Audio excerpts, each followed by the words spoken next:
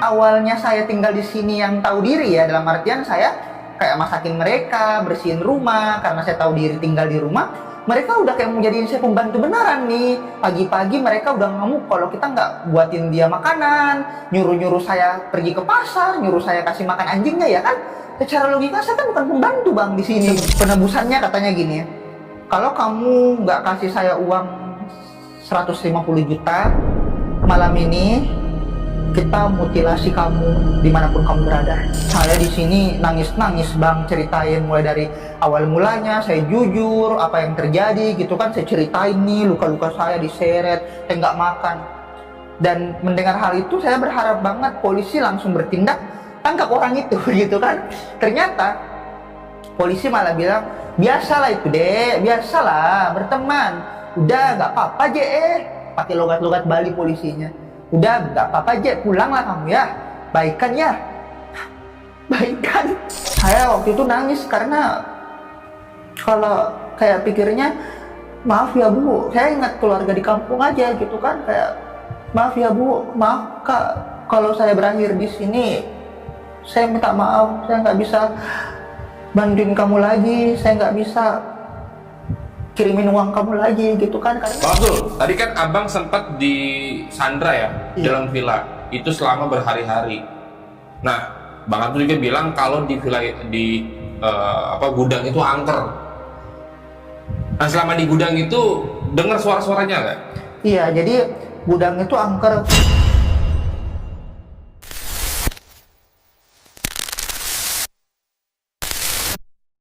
Assalamualaikum warahmatullahi wabarakatuh. Selamat malam warga bumi. Nah, semoga kalian baik-baik saja nih warga bumi. Warga bumi, kali ini kisah yang gue angkat ini agak sedikit berbeda ya, karena menurut gue ini adalah kejadian kriminal yang menyebabkan sampai orang itu trauma banget nih. Gimana nggak trauma coba? Lu bayangin, orang ini dijadiin budak oleh warga negara asing di Bali, bahkan orang ini nyaris dimutilasi. Ih, penasaran nggak? Sama nih, gue juga penasaran mau denger kisah lengkapnya. Jadi langsung aja kita sapa Bang Abdul. Halo Bang Abdul. Iya, halo. Duh, Bang Abdul sehat ya? Iya, sehat. Sehat ya? Iya. Oke, ini gue sedikit mau ngasih pesan-pesan ya buat teman-teman yang nonton ya. Kalau narasumber gue kali ini agak sedikit terganggu pendengarannya, jadi mohon maaf kalau gue ngomongnya agak kencang nantinya ya. Bang Abdul, ini kenapa nih kejadiannya nih? Kupingin bisa sampai sakit kayak gitu nih. Oh ya, jadi saat saya bekerja di Villa Bali sebelumnya, saya kecelakaan dan saya tergelincir di hutan. Mungkin teman-teman di luar sana yang udah pernah dengar kisah ini, bagaimana saya tergelincir dan saya masih melanjutkan hidup saya, alhamdulillah. Dan di sini saya ingin akan menceritakan kisah yang akan saya bawakan. Lanjutannya nih ya. Iya. Oke, jadi Bang Abdul ini pernah diundang di salah satu podcast juga dan menceritakan kejadian sebelum kejadian ini. Iya. Jadi kita nggak akan ngebahas itu, tapi ngebahas yang masalah yang baru ini. Bang Abdul mau cerita kejadian apa nih?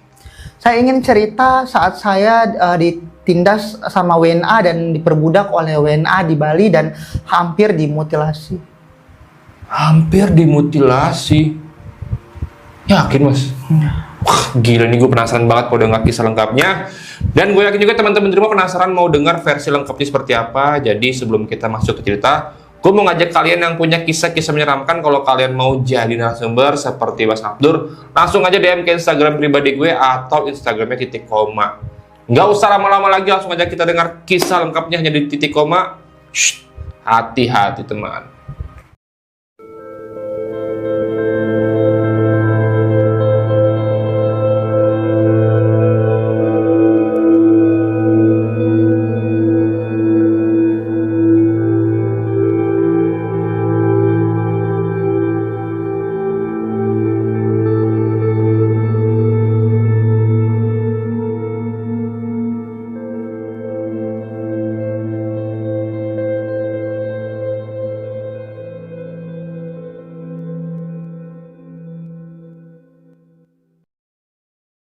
Mas, gimana mas? Cerita lengkapnya mas. Oke, sebelumnya terima kasih kepada Bang John atas kesempatannya. Saya telah diundang untuk melanjutkan kisah ini. Mungkin teman-teman di luar sana yang sudah pernah dengar kisah saya saat saya bekerja di sebuah villa di Bali, bagaimana saya kecelakaan, dan hari ini saya ingin melanjutkan kisah saya, kisah yang selama ini saya pendam dalam hidup saya, dan semoga bisa menjadi pelajaran dan juga inspirasi untuk pemirsa-pemirsa yang lagi menonton dimanapun. Jadi kisah ini bermula pada tahun 2023 setelah saya resign dari villa bos Inggris saya. Saya pun ditawari nih sama teman saya orang India kan, Mas Abdul, kamu mau kerja lagi nggak? Iya mau. Ini saya ada loker nih jadi asisten rumah tangga. Kebetulan dia pensiunan orang Australia, pejabat Australia yang lagi tinggal di Bali. Ya udah, saya pun tertarik dan saya akhirnya bekerja. Awalnya Bang John aman-aman aja, saya nyaman, bersyukur karena dalam keadaan disabilitas saya masih tetap bisa bekerja gitu kan. Tapi setelah berbulan-bulan saya mulai jenuh nih Bang John, karena kayak selama saya di sana bos saya ini kayak terlalu militeri gitu. Militer itu kayak dia terlalu apa-apa itu kayak otoriter. Kamu harus pakai baju apa, kamu nggak boleh keluar kemana-mana, kamu makan apa. Bahkan bahasa Inggris saya kalau salah sedikit pun itu kayak langsung dimarah-marahin gitu. Nah akhirnya setelah sekian lama saya merasa jenuh karena saya kan cuma hidup berdua di sini, ya nggak punya keluarga. Akhirnya saya memutuskan, saya pengen deh punya temen kayak di luar sana gitu kan, kayak bisa ngopi-ngopi, ngobrol bareng gitu. Saya bosan kayak gini terus. Nah, saya pun mencari pertemanan di komunitas Arab Bali karena kebetulan saya kan orang keturunan Arab. Nah, saya pun berkenalan lah sama satu pria pemuda Arab ini yang berketurunan Palestina dan Swedia. Nah, kebetulan rumahnya itu nggak jauh dari tempat saya bekerja. Jadi saya senang kan Bang John. Ya udah deh, saya rajin-rajin mampir deh ke sini. Akhirnya setiap malam saya main catur, saya ngopi-ngopi, ngobrol-ngobrol bareng, ya asik-asikan. Aktivitas itu saya lakukan terus-menerus setiap malam. Jadi ketika saya sudah selesai bekerja, saya diam-diam untuk pergi ke rumah teman saya yang orang Palestina Swedia ini. Nah, tapi akhirnya bos saya yang orang Australia ini kayak tahu nih kok Abdul ini suka keluar malam gitu kan. Padahal kan udah peraturan, kamu nggak boleh keluar dari jam 8, lewat jam 8 gitu kan. Nah, mengetahui hal itu, bos saya yang tahu saya punya teman dekat dari sini, dia makin membuat saya semakin ketat gitu. Dan saya pun akhirnya jadi semakin sering curhat-curhat lewat daring dengan teman saya yang orang Swedia Palestina ini. Dan dia juga selalu mendesak saya, bro, kok kamu nggak kesini lagi? Kamu kenapa sih nggak main-main kesini lagi? Saya kan tertekan juga nih bang, soalnya di sisi lain bos Australia ini ngelarang saya kemana-mana. Sedangkan teman saya ini ngedesak saya terus untuk selalu main-main dan jalan-jalan ke tempat dia gitu kan. Akhirnya setelah saya bercerita apa yang terjadi, teman saya yang orang Palestina Swedia ini kayak mulailah di sini mempengaruhi saya, mencuci otak saya, pikiran saya yang berbau-berbau negatif gitu kan. Dia bilang, bro, kamu resign aja lah dari sana, bos kamu itu orang jahat. Ya kalau dia orang baik kok kamu tersiksa batin kerja di sana gitu kan. Awal-awal ya saya kayak masih positive thinking lah, ibaratnya ya enggak sih, bos saya baik-baik aja kok gitu kan. Tapi karena saya terpengaruh dari pengaruh dia untuk mendesak saya agar berhenti aja dari sana dan menjanjikan saya kalau kamu sama saya, kamu bisa bisnis bareng nanti sama saya kan. Akhirnya saya pun merencanakan hal itu. Keesokan harinya, malam itu juga tengah malam saya merencanakan untuk kabur dari villa bos orang Australia ini. Saya pun kabur membawa barang-barang saya dan saya pun menuju ke tempat lokasi rumah teman saya yang orang Swedia Palestina ini. Pertama kali saya datang, awalnya saya kaget sih Bang John, kok suasananya kayak kayak nggak enak gitu, karena kayak kotor, terus juga kayak barang-barang terhamburan. Ya biasanya kan saya sering datang ke sini setiap malam, tapi suasana kayak malam ini kacau sekali gitu kan. Di benak saya ada apa ya ini, tapi saya waktu itu pikir ya udahlah, ini bukan urusan saya gitu kan. Dan saya pun akhirnya stay di sana. Awalnya teman saya orang Palestina ini enggan memberitahu saya apa yang terjadi nih, kenapa rumah kamu itu berantakan banget gitu kan. Karena saya kan sempat bertanya, bro, ini kok rumah kamu kacau banget ya, kaca pecah, piring pecah, bajunya di mana-mana, kenapa ya ini gitu kan. Tapi dia nggak mau buka suara. Pas keesokan harinya barulah dia cerita kalau ternyata selama ini dia itu punya hubungan yang kayak bermusuhan lah dengan istrinya dan keluarga istrinya gitu kan. Ya dia menceritakan lah semua kelah kesuhnya ke saya. Jadi kali ini kebalikannya, aku yang selama ini suka menceritakan kisah saya, dan juga curhat-curhatan saya, kali ini dia yang menceritakan kelah kesuhnya ke saya. Ya udah, waktu itu saya pikirnya saya semangatin aja ya gitu, karena saya kan nggak kenal istrinya juga, saya nggak tahu nih masalah aslinya seperti apa gitu kan. Ya udah deh, saya bilang keep strong ya bro, semangat ya, semoga next time kamu dapat pasangan yang lebih baik gitu. Nah berjalan 1 minggu ya, awalnya aman-aman aja, dia nggak pernah nyuruh-nyuruh saya untuk kayak minta apa-apa gitu, kayak kamu ngepel, nyapu. Kan saya tinggal di sini kan Bang, tahu diri juga kan. Tapi saya kadang yang kerjain inisiatif, bilang ya udahlah, saya kalau masak buat makan diri saya sekalian masakin dia juga. Setelah 1 minggu lebih, kayak jelang 2 minggu, di sini saya mulai perlahan-lahan mengetahui sikap teman saya yang selama ini nggak pernah saya tahu gitu, kebiasaan dia, hal-hal apapun yang berkaitan sama dia gitu kan. Nah dia pun memperkenalkan saya 3 orang temannya. Teman yang pertama ini masih darah sepupu, itu orang Swedia asli, dan yang kedua ini dia orang Arab, dan satunya ini dia orang Suria. Nah dia perkenalkan saya. Setiap malam di sini saya mulai heran sih, kok kuat banget ya ini mereka nih, suka mabuk-mabukan, suka kayak main-main judi online gitu kan. Ya padahal kan dulu-dulu saat saya berkunjung ke sini ya berbanding balik dengan sikapnya gitu kan. Saya kayak dia ternyata peminum gitu kan. Kayak aku heran aja sih awal-awal gitu kan. Tapi setelah semakin lama semakin saya kayak ngerasa nggak beres nih dia. Soalnya selain dia suka minum, mereka suka memakai obat-obat, tapi saya nggak tahu itu obat apa. Nah, akhirnya temennya yang orang Suria ini sama sepupunya yang orang Swedia ini akhirnya sering-sering lah dia untuk menyuruh saya, bro, tolong kamu pergi ke lokasi ini, namanya Daniel Dalsikov, dia orang Rusia, tapi ingat kalau kamu sampai di sana jangan ada yang lihat kamu dan cepat pulang dari sana. Mendengar hal itu, saya kayak heran aja sih, emang kamu ngambil paket apa gitu kan? Dia bilang, udah kamu jangan banyak bicara, laksanakan aja gitu. Ya udah, saya turutin. Saya bawa kayak kantong berlapis-lapis, terus ambil paketnya.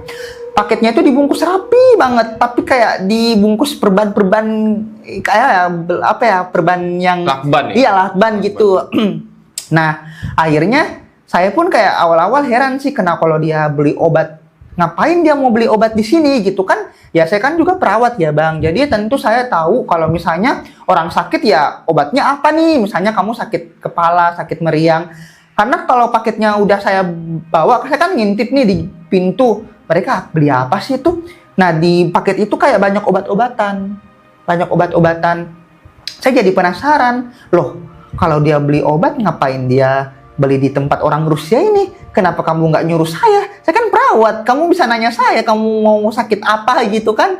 Ya udahlah, awal-awal saya nggak pikirkan karena ya udahlah itu urusan dia kan. Tapi setelah semakin lama saya semakin penasaran Bang, karena saya pikir udah nggak beres nih, kok beli obat-obatan tiap hari gitu kan, terus di tempat yang sama, di Perban juga, di Lakban juga gitu kan. Akhirnya saya pun diam-diam nih kayak, saya pengen tanya nih dokter relasi saya kan di Makassar, dok, ini obat apa sih ya? Saya nggak pernah ngelihat ada obat seperti ini gitu kan. Saya foto nih obatnya kan, asing juga nih terdengar di telinga saya. Selama saya jadi perawat nggak pernah saya ngasih obat-obatan kayak gini di pasien. Dokter yang melihat hal itu, astagfirullahaladzim, Abdul, itu narkoba. Setelah saya tahu itu saya merinding, Bang. Kenapa saya merinding? Karena bayangkan saja, saya selama ini udah jadi kurir narkoba. Kalau polisi tahu, saya kan bisa ditangkap gitu kan. Waktu itu saya kayak kaget kan, astagfirullahaladzim. Saya sikir-sikir kok bisa ya. Jadi selama ini mereka pakai narkoba gitu kan. Saya pun bilang sama dokter, saya juga merasa aneh sih kalau dia sudah pakai obat-obatan ini. Mereka itu kayak rame-rame tidur. Jadi setelah minum, pakai obat-obat ini, penenang-penenang ini, kayak mereka teler rame-rame. Situ kayak saya mikir, oh. Nah, setelah saya tahu dia narkoba, akhirnya tidak lama kemudian saya juga tahu yang hal paling fatal dalam hidup saya. Nah, waktu itu posisinya menjelang sore, saya lagi mau angkat jemuran baju-bajunya saya kan dan teman saya. Di lantai 2 ini ada gudang, memang kayak gudang-gudang yang udah tua gitu kan. Pas saya lagi asik-asik ambil baju, jemuran, saya ngelihat dari jauh, apa sih rame-rame di gudang gitu kan. Ngapain mereka masuk di gudang rame-rame gitu kan. Akhirnya saya mendekat di gudang itu, kayak saya ngintip dari luar kan, apa sih itu? Pas saya lihat, senjata, ada pistol, ada senapan, dan mereka tuh kayak posisinya lagi di lantai kan, mereka kayak saling tukar-tukar senjata. Bro, itu you, oke. Saya ngeliat saat itu, astagfirullahaladzim. Ya maklum ya bang, saya kan orang Indonesia, nggak pernah di negara saya ngeliat orang secara terang-terangan senjata gitu kan. Waktu itu juga saya langsung terobos pintu itu. Astagfirullah, dari mana kamu dapat senjata itu? Saya bilang kan, bahaya loh. Ada polisi, kita bisa digrebek gitu kan. Dan waktu itu orang Swedia itu yang sepupunya, dia langsung mengacungkan senjata senapan di leher saya. Dia bilang, Abdul, kamu diam. Jangan ada kasih tahu siapa-siapa kalau kita punya senjata. Kalau kamu macam-macam. Waktu itu saya bilang, astagfirullah. Ya, saya waktu itu diam aja, tapi saya nggak flash kayak, kok bisa? Setelah saya tahu dia mantan narkoba, ternyata dia juga punya senjata gitu kan. Di situ saya mulai perasaan gak enak nih bang, karena saya pikirnya, aduh orang gak beres nih. Dan saya juga udah mulai resah di sini karena yang awalnya saya tinggal di sini yang tahu diri ya, dalam artian saya kayak masakin mereka, bersihin rumah karena saya tahu diri tinggal di rumah. Mereka udah kayak mau jadiin saya pembantu beneran nih. Pagi-pagi mereka udah ngamuk kalau kita nggak buatin dia makanan, nyuruh-nyuruh saya pergi ke pasar, nyuruh saya kasih makan anjingnya ya kan. Secara logika saya kan bukan pembantu bang di sini gitu kan. Jadi saya juga udah mulai resah nih, banyak kayak perilaku-perilaku dia yang bikin saya sakit hati gitu kan. Ditambah lagi udah nggak beres nih, dia saya tahu informasi dia kalau dia udah punya narkoba, dia juga punya senjata api. Saya pun merencanakan diam-diam nih, saya pengen pergi aja dari sini deh. Saya coba komunikasi nih sama teman-teman saya gitu kan, orang Perancis, orang Italia gitu kan. Saya udah planning nih bang, orang Perancis itu bakal datang untuk jemput saya, bakal datang untuk bantuin saya keluar dari sini. Ternyata keesokan harinya ada kejadian konyol yang benar-benar bikin saya tuh kayak terjebak di tempat sini gitu.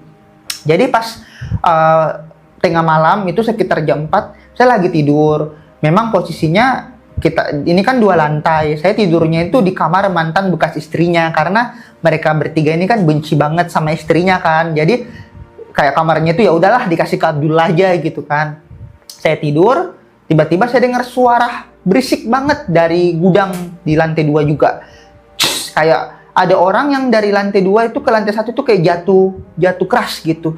Di situ saya langsung bangun kan, saya langsung ngecek apa tuh, suara apa tuh. Saya turun ke bawah, nggak ada orang-orang. Pas saya ke lantai 2, saya gini, jendela pecah. Saya pikirnya awalnya maling. Oh, jendela pecah. Siapa yang masuk? Pas saya ngintip di bawah, astagfirullahaladzim. Yang teman saya orang Palestina ini ternyata sudah jatuh dari lantai 2 ke lantai 1.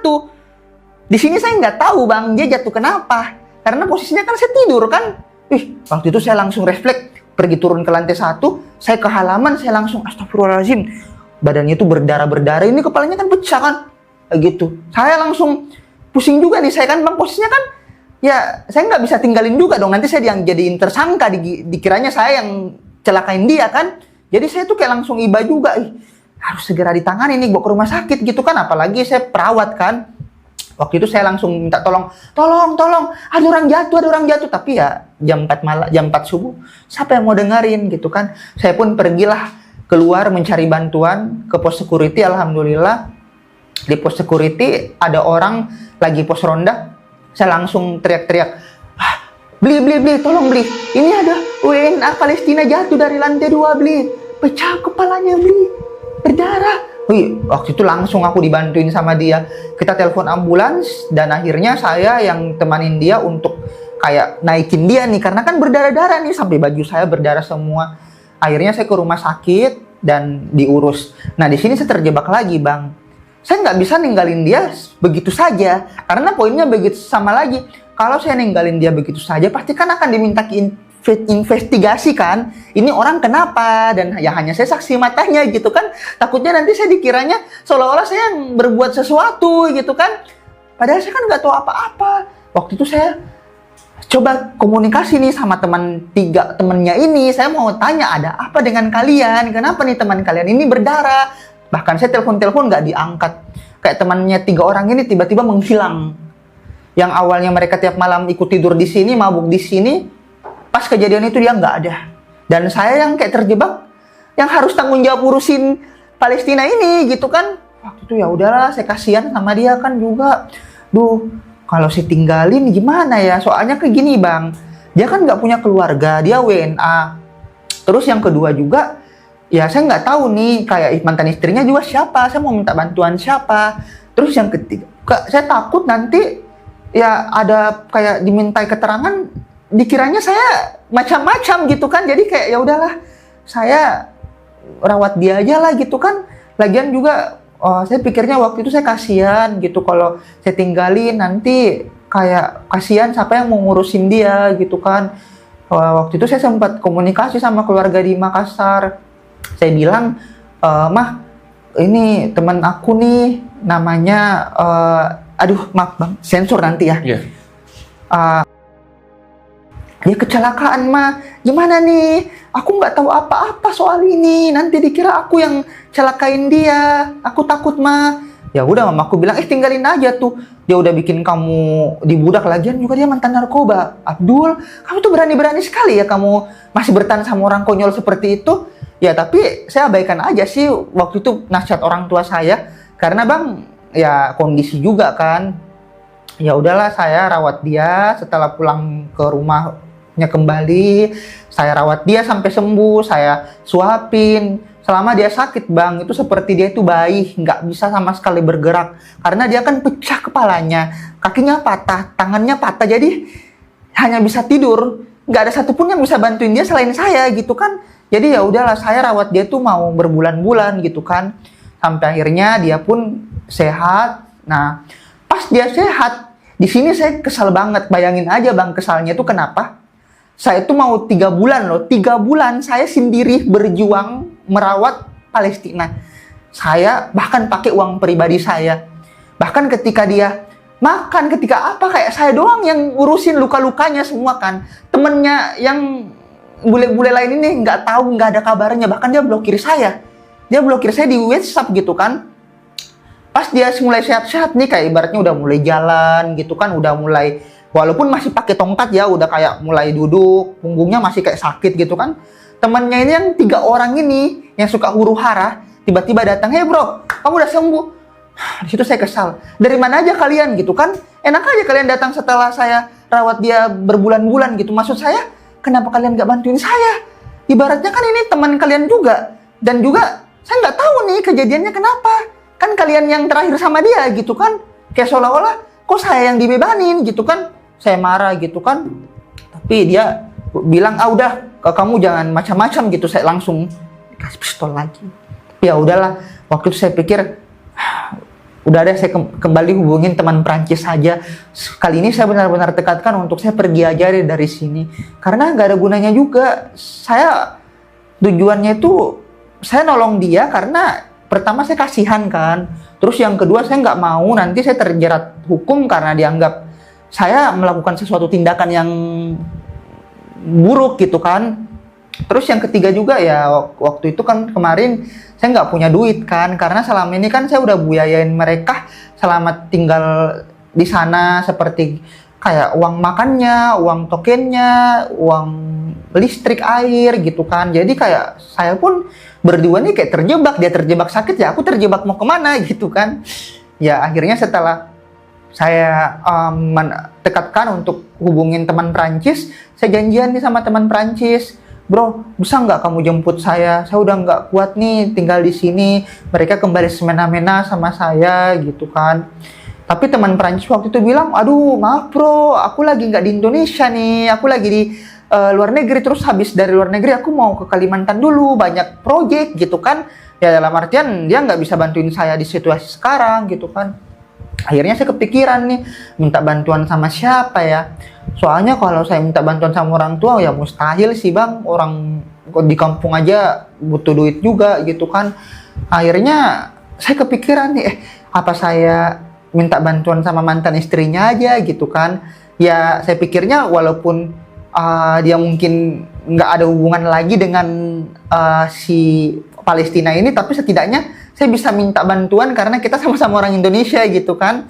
Akhirnya saya cari nih di Facebook, di sosial media. Kan saya bang tahu namanya karena kita bertiga ini tahu persis namanya karena orang Palestina ini suka ceritain dia. Berhari-hari kita seperti dipropaganda untuk cerita-cerita buruk tentang istrinya ini gitu loh. Akhirnya saya tahu nama panjang dia kan. Setelah saya lihat di Facebook sama Instagram, saya dapat nih. Saya DM lah dia. Setelah DM kita akhirnya bertukar WhatsApp. Saya langsung telepon dia di situ, mohon, Mbak, bisa nggak bantuin saya dari sini? Saya ceritain lah dari awal gitu kan. Nih Mbak, saya ini terjebak loh, saya gini. Pas saya lagi ngobrol, saya nggak sadar bang, kalau di belakang saya ada orang nguping. Dan yang nguping itu adalah orang Suriah. Waktu itu posisinya memang saya nggak tutup pintu saya, salah saya kan. Saya lagi sibuk. Mbak, ini tolong ya bantuin saya. Nah, di sini walaupun dia nggak bisa bahasa Indonesia, tapi kan dia mendengar nama mantan istrinya ini saya sebut-sebut. Otomatis kayak dia heran nih, ngapain nih si Abdul manggil si nama dia ini kan. Akhirnya dia ngelapor ke teman-teman yang orang Palestina dan bule itu kan. Dia bilang, bro, tuh si Abdul tuh kayaknya dia ngobrol sama mantan istri kamu. Wih, waktu itu benar-benar emosi banget semua kan, karena aku dianggap pengkhianat, aku dianggap seolah-olah aku ini hanya berdrama untuk berteman sama dia, ternyata mau jadi mata-mata. Akhirnya waktu saya lagi nelpon langsung ditarik gitu kan, dibanting, terus saya diseret sama dia, terus dibawa ke lantai 1 kan. Saya ditanyain, kamu habis telepon dari mana? Siapa kamu telepon? Ditanyain sama Palestina kan. Aduh bang, waktu itu saya pikirnya, gawat nih, geng. Kalau saya ketahuan, saya nggak mau mati konyol di sini gitu kan. Awalnya saya bohong nih. Wih, senjata udah di leher saya. Kamu jangan bohong-bohong ya. Kalau kamu bohong-bohong, kita langsung ledakan gitu kan. Aduh, waktu itu saya nangis-nangis. Aduh, gimana nih? Kayaknya hari ini saya berakhir di sini. Ya Allah, tolong jangan biarkan mereka bunuh saya gitu kan. Saya pun bang, daripada saya diapa-apain, saya jujur aja. Maaf ya, aku nelpon mantan istri kamu, soalnya aku cuma pengen butuh bantuan. Aku nggak ada niat kok sama kamu. Aku nggak jadi mata-mata kamu di sini. Waktu itu aku ditampar sama orang Swedia punya itu kan. Kamu don't lie, don't drama, dia bilang jangan bohong gitu kan. Jujur aja, kamu spy, kamu mata-mata gitu kan. Saya bilang sumpah, jadi sebentar ini kan sumpah ya, I'm sure aku bukan mata-mata gitu kan. Waktu itu udah nangis-nangis aku kan. Tapi yang orang Palestina ini langsung bilang, udah biar aku yang urusin, kalian pergi aja. teman-temannya bilang udah kita habisin aja. Jadi kayak teman-temannya ini kayak langsung maunya kayak udah bunuhin saya aja gitu. Tapi yang Palestina ini kayak masih ada hati karena dipikirnya kan ya kamu sakit kan aku rawat gitu selama ini, ceritanya aku udah berbuat baik sama kamu, kok tega sih kamu giniin saya gitu kan. Nah, akhirnya ya teman-temannya bilang udah kita habisin dia aja, jangan dihabisin, mending kalian kurung dia di lantai 2, kurung dia di gudang. Wih, waktu itu saya menolak. Aduh, no. Aduh, aku nggak mau gitu kan. Kenapa aku menolak? Karena di situ trauma, Bang. Aku trauma karena di situ bekas kejadian saat dia jatuh. Terus kedua, itu gudang angker. Karena gudang itu kayak sering ada suara-suara kalau malam, ada suara kayak orang ketawa, ada suara orang kayak nangis, pokoknya sering banget. Karena teman orang Swedia ini selalu bilang, ini gudang ini horor katanya. Waktu itu saya nolak, no, nggak mau, ogah banget gitu kan, jangan aku nggak mau, tapi dipaksa. Jadi mereka kayak bawa aku di kanan kiri diseret, itu lutut saya itu udah luka-luka, diseret dari lantai 1 ke lantai 2 untuk masuk ke dalam gudang itu. Pas saya di gudang itu, bang, saya dikunci, HP saya disita, dan waktu itu saya nggak ada bantuan sama sekali, Bang, karena saya cuma punya roti dalam tas saya gitu kan. Saya cuma punya roti, saya punya air mineral, dan itu dia matikan listrik, betapa pengapnya. Dia nutup gudang, matiin listrik, saya terkurung di situ, dan HP saya diambil. Saya waktu itu nangis karena kalau kayak pikirnya, maaf ya Bu, saya ingat keluarga di kampung aja gitu kan, kayak maaf ya Bu, maaf Kak, kalau saya berakhir di sini, saya minta maaf, saya nggak bisa bantuin kamu lagi, saya nggak bisa kirimin uang kamu lagi gitu kan. Karena waktu itu saya cuma rasa takut, Bang, kalau misalnya saya beneran dibunuh sama orang-orang gila ini gitu kan, saya nggak tahu saya mau ngapain. Saya dikurung di gudang yang sempit, yang mungkin ukurannya cuma sebatas seperti ini gitu. Waktu itu saya cuma tidur di tengah sampah-sampah kotor, di tengah gudang yang sempit. Saya nggak ada makanan, saya kehausan, saya kelaparan gitu kan. Dan waktu itu saya cuma punya roti. Untungnya saya punya roti, sari roti yang udah lama juga sih di tas saya gitu kan. Saya makan itu 2 potong. Potongan pertama itu saya cicil makannya ini hari gitu kan. Potongan roti selanjutnya itu saya makan keesokannya gitu. Waktu itu saya benar-benar tersiksa banget karena mau kencing aja saya nggak bisa. Saya mau ke toilet saya nggak bisa. Saya cuma bisa dikurung di gudang yang sempit ini. Saya udah berusaha minta bantuan dari jendela, siapa tahu ada keajaiban orang yang lewat dengerinnya saya, tapi percuma. Saya udah melambai-melambai, help, karena ini kan daerah elit juga ya Bang, jadi jarang orang lewat gitu. Jadi waktu itu saya cuma pasrah aja, saya bilang semoga saya bisa dikeluarkan dari sini gitu kan. Akhirnya nggak lama kemudian, setelah 2 hari, saya dibukain pintu, tapi saya bukan disuruh bebas ya. Saya dibukain pintu karena mereka ini kan sangat bergantung sama saya, Bang. Ibaratnya saya yang kerjain semuanya. Kalau mereka mau makan saya yang masakin, mereka mau apa-apa saya yang buatin, ngopi saya yang buatin gitu kan.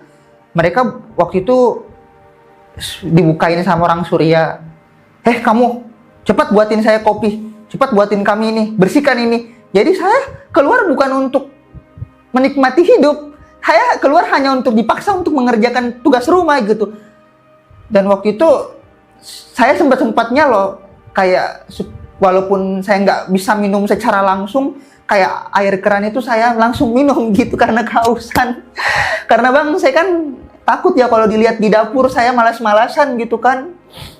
Jadi waktu itu setelah saya buatin mereka buatin makanan gitu kan, saya pun naik dikurung lagi di lantai 2 kan. Waktu itu kayak saya udah kayak capek banget bang, kayak aduh kayak saya udah lapar banget gitu kan, kayak saya udah nggak sanggup gitu, kayak leher saya udah sakit banget juga karena 2 hari bang. Bayangin saya nggak makan, saya nggak minum, saya cuma makan roti. Orang puasa aja itu pasti rasanya gimana gitu loh. Belum lagi pengapnya loh bang, dimatiin lampu, nggak ada udara masuk, kecil juga, kotor, bau, bekas darah, kan masih ada bekas darah orang Palestina itu kan. Aduh kayak waktu itu saya pikirnya, ya Tuhan, saya tuh menderita banget di sini, tolong keluarin saya gitu. Saya cuma aktivitas saya di gudang itu waktu itu saya cuma kayak sholat ya, walaupun saya nggak bisa ambil wudhu ya, saya cuma tayamun sholat kayak ya Allah tolong keluarin saya dari sini, saya nggak bisa ngapa-ngapain gitu kan. Aduh saya nggak mau mati di sini, mas saya mati di sini gitu kan, saya masih punya cita-cita gitu. Entah keajaiban orang Swedia ini akhirnya minta saya kan, Abdullah cepat turun. Dibukain pintu sama dia, ada apa? Cepat kamu tolong. Dia marah-marah nih karena kan malam ini kan stok makanan udah nggak ada. Ya wajar bang, posisinya kan selama ini saya yang pergi belanja ke pasar kan, pakai uang saya, pakai biaya saya gitu kan. Waktu itu saya bilang, kita udah nggak punya stok makanan apa-apa lagi, telur nggak ada, mie Indomie nggak ada, kalian mau makan apa? Wih, waktu itu mereka cuma nodongin senjata, tapi saya bilang, udah stop, daripada kalian, kayak itu lemas bang, karena saya aja belum makan loh, ini udah hari kedua. Saya cuma minum aja tadi. Saya bilang, kalian mau makan apa? Saya nggak punya uang lagi. Dia bongkar dompet saya, bilang ya uang nggak punya uang kan. Terus dia bilang ya cari dong. Lagi-lagi di pistol kan. Saya bilang udah mendingan gini, kalian kembaliin HP saya minta bantuan. Nah di situ sebenarnya bang saya juga alasan supaya saya bisa, ya siapa tahu dengan HP ini saya bisa minta bantuan untuk saya dikeluarin dari sini gitu kan. Karena bang gini, setelah kejadian saya diketahui kalau misalnya saya berhubungan sama mantan istrinya, di sini tuh pengawalannya itu sangat ketat banget. Selain saya dikurung di gudang, semua akses ditutup rapat, jendela digembok, pintu digembok berkali-kali. Karena dia takut. Yang pertama dia tuh nggak mau mengira kalau saya ini bisa bikin dia kayak terancam kan. Kalau saya laporin dia kan pasti dikejar polisi kan. Dan dia nggak mau banget saya ini bisa jadi mata-mata mantan istrinya gitu kan. Nah waktu itu setelah dia ngasih saya HP, dia acungkan pistol dan dia bilang, awas ya kamu ya, kita pantau kamu. Kalau kamu melapor sama mantan istri saya lagi, saya bisa hari ini juga selesaikan kamu. Mayat kamu kita bakar gitu. Dia bilang kayak gitu. Kamu jangan coba-coba ya. Jangan berani-berani kamu mencoba untuk menipu saya dan bermain-main sama saya gitu. Kamu nggak kenal sama saya. Saya ini udah terbiasa membunuh orang. Dia bilang gitu bang. Menyelenyapkan kamu itu bukan hal gampang. Bukan hal sulit bagi saya. Jadi ikuti perintah saya. Cepat kamu pergi. Cari uang sebanyak-banyaknya dan beli makanan. Sana pergi. Gitu sama dia gitu kan. Ya udah saya waktu itu pergi. Saya waktu itu kayak ya udahlah. Ya nggak kelihatan kan. Langsung waktu itu saya telepon mantan istrinya ini nih. Kayak halo mbak. Saya waktu itu ngomongnya kayak sebisa mungkin pelan-pelan tapi kayak ngomong dikejar setan. Tahu kan bang artinya kayak kalau cepet kayak, karena gini dia kan kasih saya waktu sangat sedikit. Takutnya nanti dia ngelihat saya di sini gitu kan. Mbak tolong bawa polisi mbak ke sini. Saya nggak bisa ceritain mbak karena ini penting banget mbak. Ini masalah menyangkut hidup dan mati. Tolong mbak, tolong. Waktu itu ya mantan istrinya kayak dia juga heran ya, ada apa, tapi dia pasti tahu nih ada sesuatu yang tidak beres nih terjadi kan, karena kan sebelumnya udah saya ceritain nih kan. Wih, waktu itu dia bilang iya dek, tenang kamu sembunyi ya, kamu sembunyi dimanapun, terus jaga dirimu baik-baik, polisi akan datang, kakak usahakan gitu kan. Udah dia ditutup teleponnya. Waktu itu saya bahagia juga karena gini, teman saya yang orang Perancis ini ternyata yang pernah saya telepon berapa hari yang lalu kan sebelum HP saya disita, dia datang nih ke lokasi saya, tapi dia kan nggak bisa ngelihat saya karena kan jendela kan ditutup rapat kan. Tapi dengan dibalik tirai saya gini kayak dia kayak gitu. Itu apa kayaknya dia udah ngetahuin saya, bilang oh itu Abdul gitu kan, karena saya kan cerita nih kalau saya ini suka di lantai 2 gitu kan. Jadi kayak dia kayak udah fix nih, oh, Abdul. Waktu itu dia cuma kayak ngasih saya isyarat gitu kan dia kan ngelihat kejauhan kayak gini kan. Jadi dia bilang saya bakal panggil orang untuk selamatin kamu dari situ. Waktu itu kayak pikir, ya Allah terima kasih gitu kan, kayak mungkin alhamdulillah saya berdoa selama ini akhirnya ada pertolongan datang gitu kan. Waktu itu saya udah di sana, mana makanannya, mana uangnya? Saya bilang, tenang dulu ya. Saya udah telepon teman-teman saya, tenang ya, tenang. Saya usahakan. Lagi-lagi dia ini, kamu ini berani-berani sekali ya sama saya. Kamu main-main sama saya. Siapa kamu telepon? Saya bilang, enggak ada, saya nggak telepon siapa-siapa. Tapi kan bang, saya langsung hapus tuh semua riwayat-riwayatnya kan. Kalian cek aja, saya nggak telepon siapa-siapa. Calm down gitu kan. Karena bang gini, saya bukannya nggak mau melawan. Saya nggak mau mati di tempat. Saya nggak mau mati konyol di sini. Lebih baik saya sayangi nyawa saya gitu kan. Ya, jadi ibaratnya saya turutin aja gitu kan. Waktu saya di lantai 2 dikurung, saya kayak berdoa aja, ya Allah mudah-mudahan bantuan cepat datang gitu kan. Nah waktu itu saya mendengar nih suara selin polisi kayak nio gitu kan. Saya langsung buka jendela, polisi gitu kan, kayak sana polisi gitu, kayak saya langsung ini. Nah saya melambai bang kayak gini gitu kan. Ya polisi yang dari lihat kayak ngangguk-ngangguk aja gitu. Tapi saya bilang, kok mereka nggak ada aksi? Maksudnya kenapa saya nggak ditolong-tolongin nih? Malah dia kayak suruh saya sini, malah disuruh turun. Lah secara logika masa saya mau jadi Spiderman bang? Nggak mungkin kan? Dia bilang, lah saya waktu itu pikirnya gimana pak? Saya mau turun, ini kan balkon semua di bawah ini, masa mau loncatin gitu kan? Nggak lama kemudian datang juga orang Perancis itu kan. Dia ternyata minta bantuan nih sama teman yang bule lain kan. Dia lihat tuh, Abdullah, kamu baik-baik aja. Nah waktu itu dia pikirnya polisi bakal bantuin kan. Ditungguin nih, kok nggak ada aksi-aksi nih, nggak bergerak nih polisi gitu kan. Teman saya pun Perancis nanya nih pakai bahasa Inggris, excuse me, kenapa nggak ditolong? Cepat bantuin ya, maksudnya terobos aja lah villa ini, ngapain kamu malah nyuruh saya yang turun dari lantai 2 gitu kan.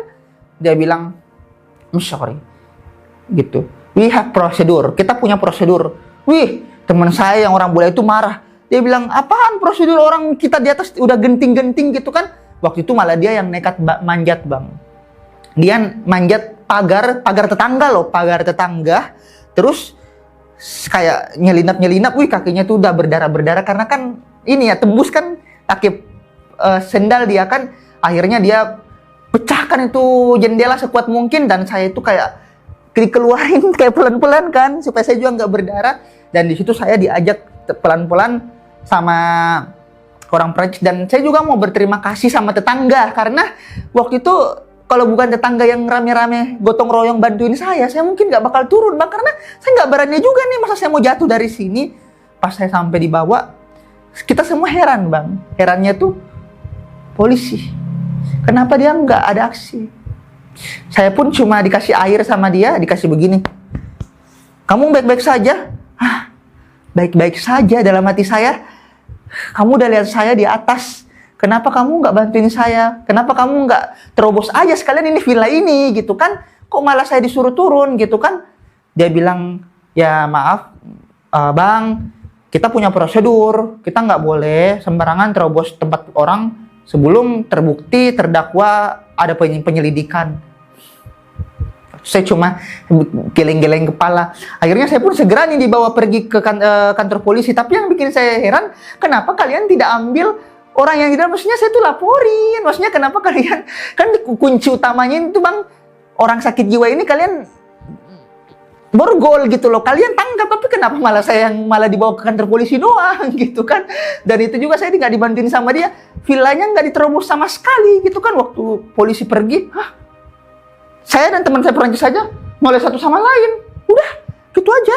Maksudnya kayak, nggak ada aksi.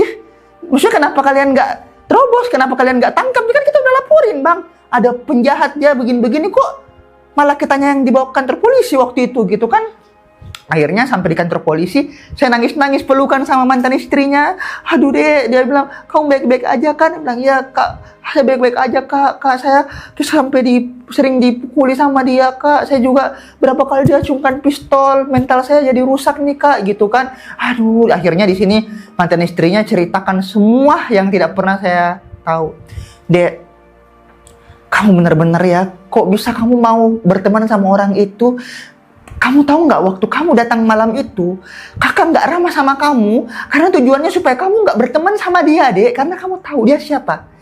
Dia ini mantan narapidana yang masih dicari di Swedia. Dia pembunuh berantai. Kok bisa-bisanya kamu melanjutkan berteman sama dia, Dek? Gitu kan? Tapi waktu itu setelah kita mau lanjutin pembicaraan, dipotong nih sama polisi.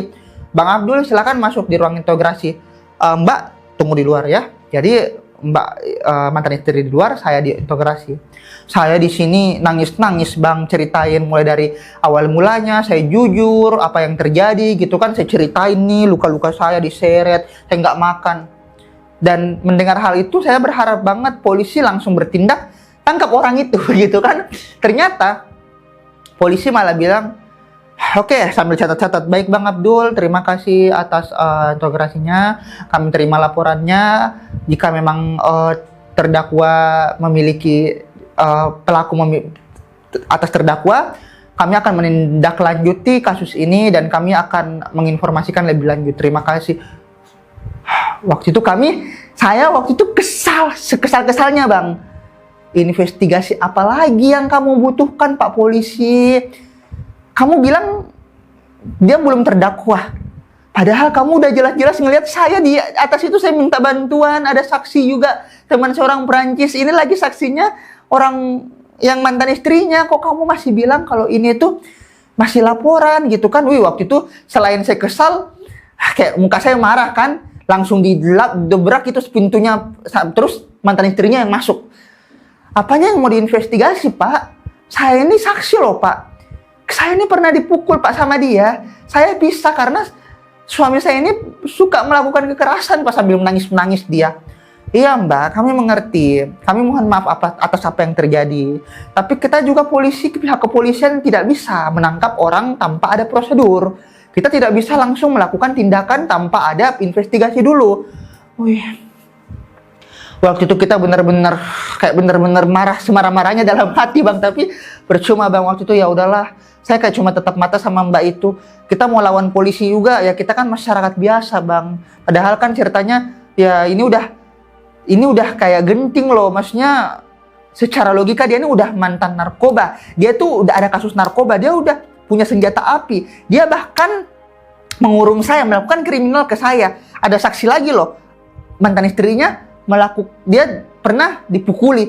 Kok bisa? Kamu nggak tindak lanjuti? Malah polisi bilang sama saya, mungkin kamu ini kali ribut doang, biasa lah itu berteman. Pakai logat Bali, saya inget banget Bang, polisi ngomong kayak gitu.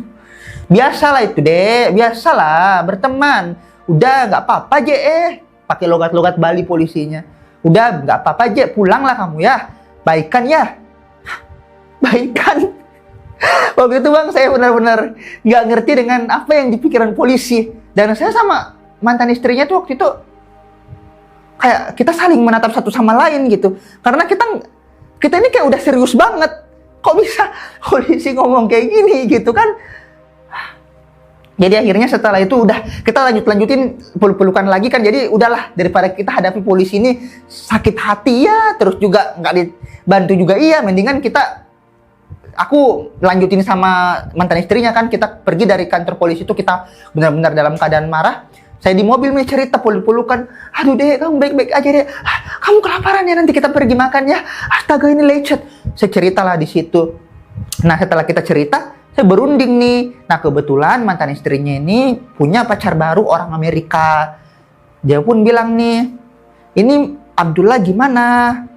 Karena dia masih ada barang-barangnya. Saya juga bilang iya. Saya nggak bisa tinggalin tempat itu begitu aja. Karena saya kan masih punya koper. Saya masih punya ransel. Dan di dalam itu semua kebutuhan saya. Ada ijazah, ada kartu keluarga asli, ada akta kelahiran asli, semuanya itu kan penting gitu kan. Tapi waktu itu orang Amerika itu bilang, atau gini, biar aku aja yang terobos itu. Aku bilang jangan. Saya nggak mau. Nanti ada kejadian hal-hal yang tidak bagus. Terus nanti, aduh kayak jangan deh. Aku nggak mau. Aku khawatir gitu kan. Nah waktu itu istrinya juga bingung gimana nih ya kita selamatin barang-barangnya, karena saya nggak bisa pergi begitu aja bang, nggak bisa. Akhirnya istrinya bilang, udah Bang Abdul, pertama kamu selamatkan diri dulu. Saya bakal cariin kamu tempat yang sejauh-jauhnya dari tempat ini, supaya mereka ini, orang sakit jiwa ini nggak bisa ngelacak kehadiran kamu. Dan kamu jangan pernah sekali-sekali menerima telepon dari orang nggak dikenal, karena mereka tuh punya banyak nomor. Jangan ya. Waktu itu saya kayak udah merinding juga sih. Kayak saya ini saya udah seperti masuk di film-film gitu kan. Ya. Saya bawa kamu di jauh dari pusat kota ya, saya bawa kamu ya. Udah kamu ikut saya bayarin penginapan kamu. Terus masalah barang kamu udah nanti kita pikirin itu ya. Selama saya di penginapan, saya tuh udah diteror-teror oleh orang-orang sakit jiwa ini bang, karena mereka ini udah tahu nih kalau saya ini udah ada di tangannya mantan istrinya ini kan, kayak seolah-olah aku udah kayak makin bikin mereka marah gitu kan. Sampai perkataan dia itu bilang, penebusannya katanya gini ya, kalau kamu nggak kasih saya uang 150 juta, malam ini kita mutilasi kamu dimanapun kamu berada. Kamu jangan macam-macam ya sama saya. Saya ini pembunuh berantai loh. Kamu pikir mencari kamu itu susah bagi saya? Easy for me. Waktu itu saya dalam kayak villa, astagfirullah ya Allah mudah, karena waktu itu saya dalam penginapan bang, takutnya tuh saya sendiri. Saya udah sendiri, saya takutnya nanti dia tiba-tiba datang ke sini, kayak merinding, kayak nggak berhenti detak jantung saya, takut. Iya Allah, jangan biarkan dia ke sini gitu kan. Pokoknya jangan sampai saya dilacak sama orang sakit jiwa ini. Setiap dia ngechat aku langsung aku blok. Banyak banget nomornya. Saya nggak tenang waktu itu, kayak berdoa. Takut banget. Bahkan saya dibilang jangan pernah bukakan pintu, saking gilanya loh bang. Jangan pernah bukakan pintu kecuali itu yang berhubungan sama orang tamu, maksudnya kayak orang ini villa ini kan, maksudnya kayak pemilik villanya gitu kan. Kata mantan istrinya, jangan pernah buka pintu siapapun, mau dia itu ngomong apa, jangan pernah gitu. Waktu saya berdoa ketakutan gitu kan, tapi saya masih mikir lagi nih, aduh ya Tuhan, sampai kapan saya di penginapan ini? Udah 1 minggu nih saya di sini, baju saya aja nggak ada, celana saya nggak ada ya kan. Saya kan keluar dari itu kan bang, cuma bawa baju sama celana kan, ya dalam artian masa ini aku mau pakai terus gitu kan. Saya pun bilang nih sama yang mbak ini, mbak gimana nih solusinya barang saya mbak, tolong bantuin saya selamatin dulu mbak, di sana ada ijazah, ada KTP, ada kakak, ada semua, masa iya saya mau tinggalin begitu saja, itu susah banget loh diurus, aduh kayak itu pusing sekali kan. Akhirnya dia bilang, ya udah saya akan carikan solusi gitu kan. Saya pun curhat lagi nih sama teman Perancis. Teman Perancis awalnya mau nekat ke sana, tapi sampai di sana, langsung dia pergi dari situ. Karena baru mau masuk, udah kayak diincar kayak ini kan. Dia lihat dari kaca jendela langsung pergi. Jadi nggak ada yang berani juga bang mau menyelinap ke sana, karena lawannya adalah tembakan. Ibaratnya gini, oke lah, kita berhasil dapatkan koper itu, tapi masa ya kita mati, gitu kan? Aduh.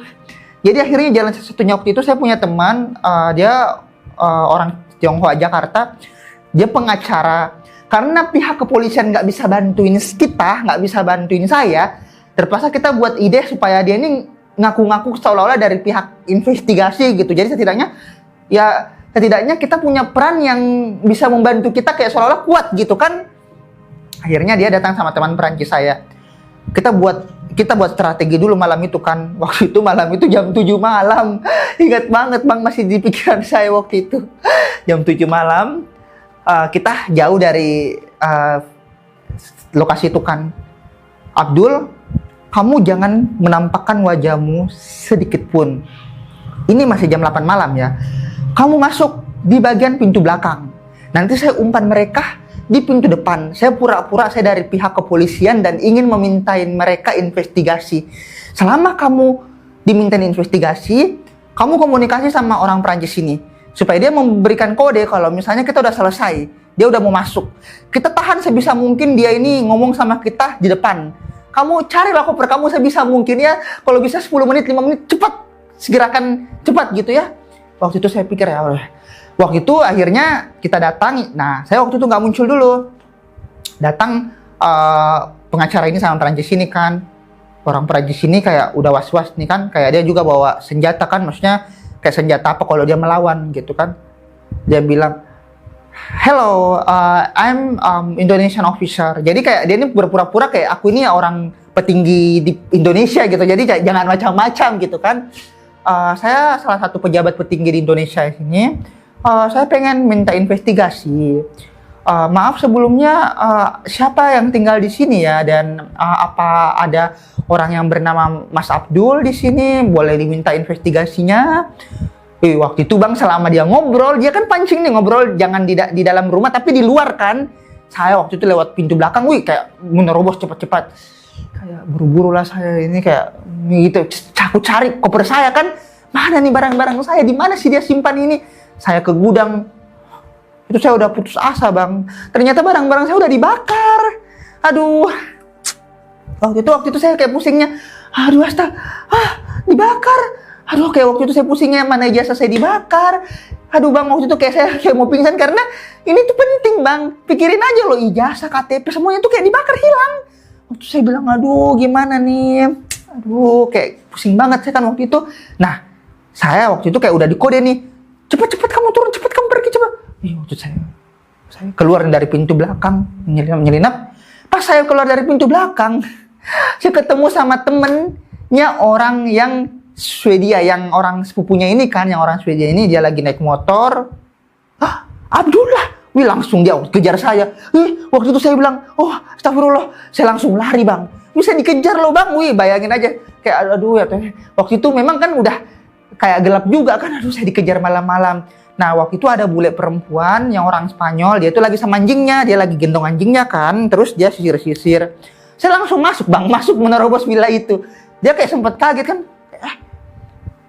wah gitu, kamu siapa? Tapi saya cuma di balik pintu kayak maksudnya kalau ada orang itu kayak saya isyarat kalau ada orang itu usir dia ya. Melihat hal itu ya bule yang perempuan itu kayak dia ada iba sih. Dia ngerasa bahwa mungkin ada hal yang nggak beres kan. Ya pun akhirnya langsung kayak pura-pura ditanyakan sama orang Perancis itu, sama orang Swedia itu, "Do you see someone?" "No, I don't see." Nah waktu itu pergi dia cari saya lagi naik motor. Akhirnya saya keluar. Thank you. Dia tanya, "Kamu ada apa? Kenapa? What happened?" Saya pun bilang tadi itu orang mantan kriminal. Dia mau apa-apain saya. Really? Benarkah? Ya.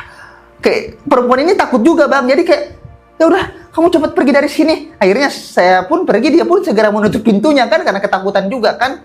Nah, setelah kejadian itu Bang, saya tuh bingung nih gimana nih karena barang-barang saya udah hilang, habis. Dan waktu itu Bang kita berpencar. Teman saya yang 2 orang ini saya udah nggak tahu nih gimana keadaannya gitu kan, karena kita nggak komunikasi lagi, saya udah kabur dari tempat itu gitu kan. Akhirnya setelah lama kemudian kayak malam kita ngobrol kan, "Kalian semua baik-baik aja kan?" Di telepon kan kita ngobrol bertiga. "Ya aku baik-baik aja. Kalian tadi kenapa?" "Ya kita ditodongkan pisau tadi." Astagfirullah, aku bilang aku hampir ditangkap sama orang gila Surya itu loh, kayak aku takut banget orang Swedia itu gitu kan.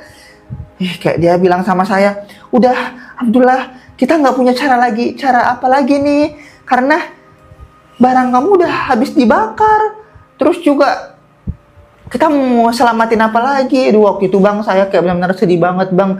Udah saya kere banget, barang saya nggak ada. Saya berusaha untuk mengumpulkan bukti-bukti ini. Saya datang ke polisi, nggak direspon. Selalu saya desak polisi, bahkan saya bahkan hubungin imigrasi. Abang tahu imigrasi kan itu kayak untuk mendeportasi dia, nggak direspon juga. Waktu itu saya cuma nangis doang sih karena kayak pikirnya kayak nggak adil banget apa yang sudah terjadi gitu. Padahal saya berharapnya polisi bisa melindungi warga negara kita sendiri. Ya kalau orang itu masih berkeliaran, saya cuma khawatir Bang, jangan sampai ada korban-korban lainnya gitu kan. Jadi ya waktu itu Bang, ya udahlah saya ikhlasin aja apa yang terjadi. Bang Abdul, waduh ini makasih banyak ya sudah mau menceritakan kejadian yang terjadi ya Bang Abdul ya. Ini lebih kasusnya lebih ke kriminal ya Bang Abdul ya. Gue nggak hampir habis pikir nih, karena ternyata yang selama ini gue lihat di film dialami sama Bang Abdur. Ini biasanya kejadian kayak itu ada di film-film nih, biasanya nih disekap, dijadikan itu saya dijadikan budak, diperalat, nggak dikasih makan, bahkan sampai ingin dibunuh ya Bang ya. Gila sih. Bang Abdur, berarti abang berapa lama tinggal di rumah itu? Bisa dikatakan 6 bulan, 6 bulan lebih. 6 bulan. Oke. Kalau untuk kejadian yang parahnya itu dimulai dari bulan keberapa? Kayak daerah Maret sampai Juni.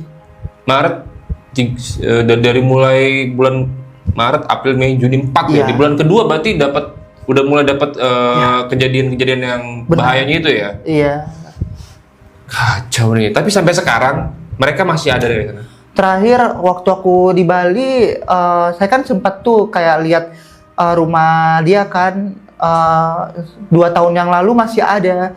Cuma aku nggak tahu sih Bang, apakah masih ada sekarang, karena aku juga masih trauma sih dengan tempat itu kan. Dan saya sebenarnya udah capek Bang untuk mendorong pihak kepolisian. Saya kumpulkan bukti juga udah capek.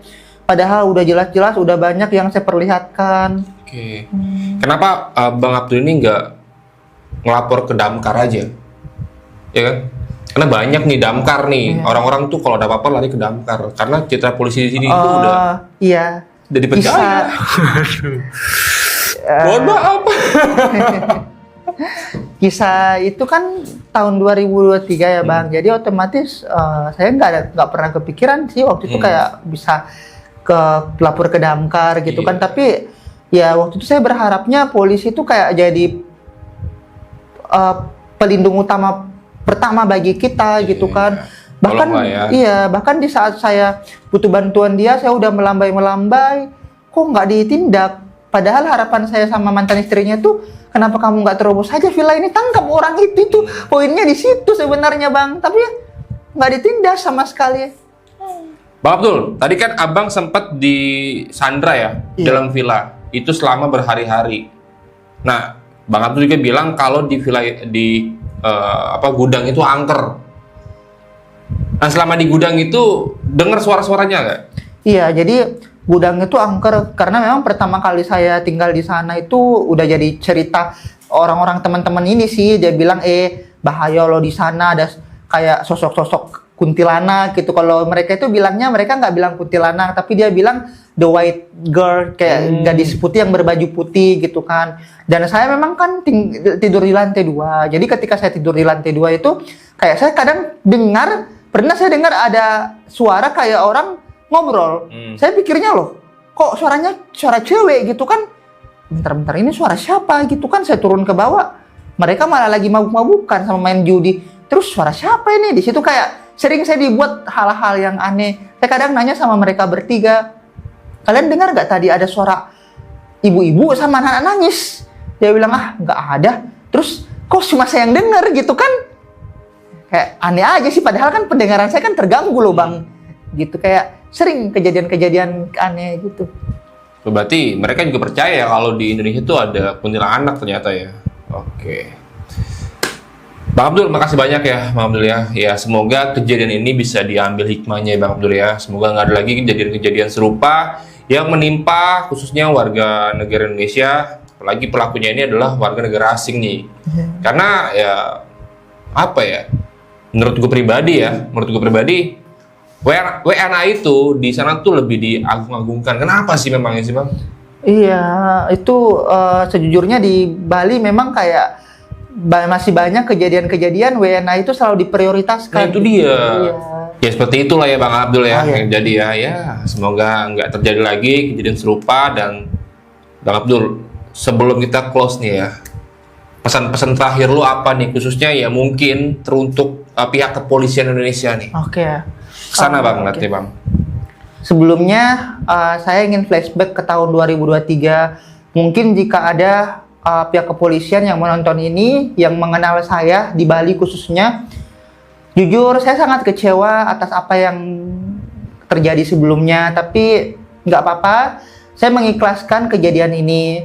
Tapi harapan saya ke depannya untuk pihak kepolisian agar lebih membantu masyarakat, lebih segera menindaklanjuti apa yang jelas-jelas di depan mata gitu.